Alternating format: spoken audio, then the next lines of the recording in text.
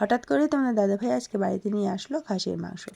মাংস দেখে ভাবলাম আজ হঠাৎ আবার কী মন হলো নিয়ে আসলো।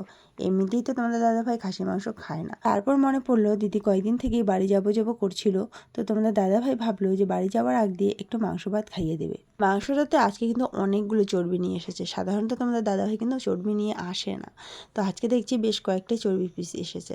মশলা বাটাটা কিন্তু আমি বেশিরভাগ পাটাতেই বাটতে ভালোবাসি, তাই বেশিরভাগ সময় আমি পাটার মধ্যেই সব মশলাগুলো বেটে নিই।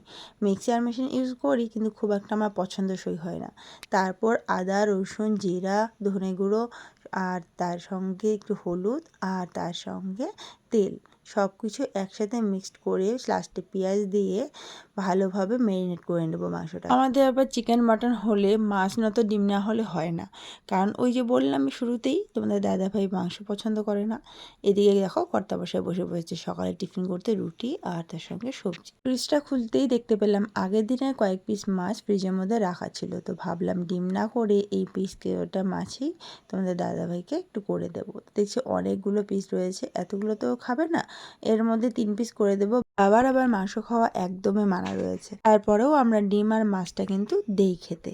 মানুষ একদম তো নিরামিষ খেতে পারে না, তাই না? আর আমরা খাবো, বাবাকে দেবো না, এটাও কিরকম একটা লাগে। তো যাই হোক, মাংস আমার রেডি হয়ে গেছে। দেখো কত সুন্দর চর্বিগুলো ফুলে উঠেছে।